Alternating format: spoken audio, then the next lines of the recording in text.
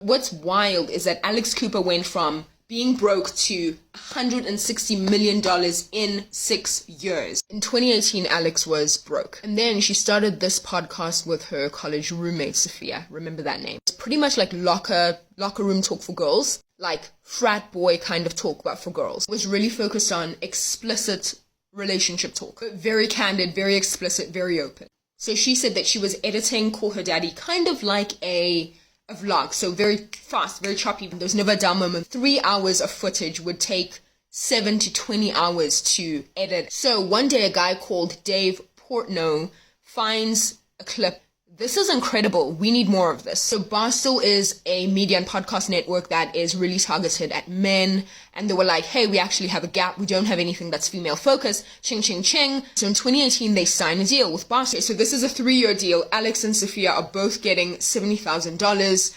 They would also get a percentage of any merch that gets sold. But really, really importantly, they don't own the IP. So they don't own the name Call Her Daddy. They don't own the podcasts either. And of course, Dave says that, well, it doesn't make sense to kind of build up a brand. Like imagine you build up Taylor Swift and at the end of the day, Taylor walks away. So Dave says, we're not going to be able to do this deal if we don't get the IP. We're not going to build you up into a brand, build your audience, and then you walk away after 3 years. That's not going to happen. So take it or leave it. The whole thing is like, Barstool is kind of like a media network. So immediately you become part of the network, you get distribution, you get marketing, you get opened up to an entire new audience. I don't think he anticipated that Call Her Daddy would be a breakout. It became a massive, massive success. Both Alex and Sophia make $500,000 in the first year. So remember, this was a 3-year contract. But in the second year, because the show had been so successful, Alex and Sophia were like, hang on, they wanted to change the terms and conditions of their contract. The new contract would be $1 million guaranteed. They would also get 50% of all of the ad revenue, anything that came from merchandise as well.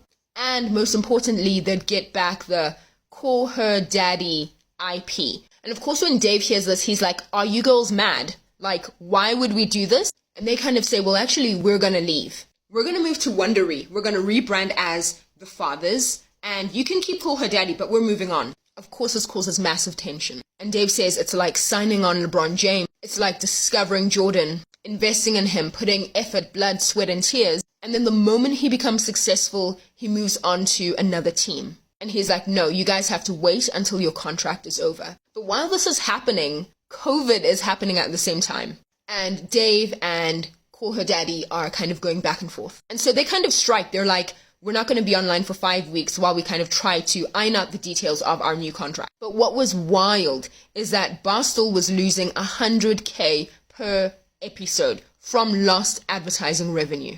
So they were essentially making something like $5.2 million in advertising revenue annually. So Dave makes a counter offer. The girls asked for $1 million up front. He says $500,000.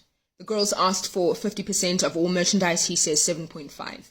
Plus, at the end of their contract, they'll get the IP for Call Her Daddy. So very similar to Taylor Swift and her masters. But I'm sorry, does this not sound wild? You asked for 50% of all merchandise and he says 7.5%. I mean, the math is not mathing. But this is where it really gets interesting. He's like, do you want to take the deal or not? Deal or no deal? Alex says she wants to take the deal.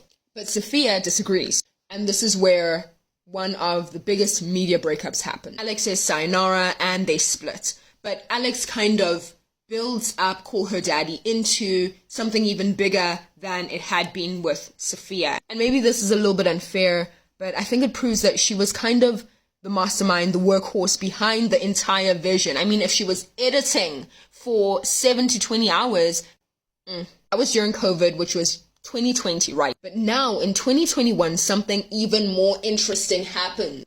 So at this point, venture capitalist investors are kind of just splurging and splurging and splurging money, like, take my money. And they'd say to their companies, grow, grow, grow, grow, grow. Spotify was one of these companies that was just receiving a lot of investment. Spotify at this point was just kind of concerned with music. And the problem here was that they were splitting licensing rights with splitting revenue with major record labels like Universal. And so Spotify decided to become more of a podcast hub. And whose podcast do they want? So how much do they decide to sign for? Take a guess. So the deal with Barstool initially started out as $70,000 upfront, right? Then after 2 years, that increased to maybe about $1.5 million. But Spotify, though, offer her $60 million. $60 million. This was the Meghan Markle era. This was the Joe Rogan era where they splurged on Joe Rogan for $200 million and Meghan Markle for $20 million. But the main point is that Alex had just gotten too big for Barstool. So Spotify really needed an audience, right? And Alex had an audience. Also kind of similar to like Netflix deals with Shonda Rhimes and Ryan Murphy. You create this talent partnership with all of these talents because you know that they're going to bring in an audience. Spotify had to pay record labels 60 to 70% of all revenue. So it's very similar to other distribution deals, film, publishing. Very similarly to Reese Witherspoon and other female media founders, Alex is bringing in a female audience. She's bringing in a millennial Gen Z female skewed audience. And she's also really bringing in a network of other podcasts. She's bringing in her taste. And she's really kind of going to create this space, a female-founded space. Call Her Daddy has gone from raunchy cultural relationships to being a lot more refined and a lot more dignified. It's still a very wide, very female podcast. It has more of a journalistic feeling to it, but still being broke to earning $160 million, incredible.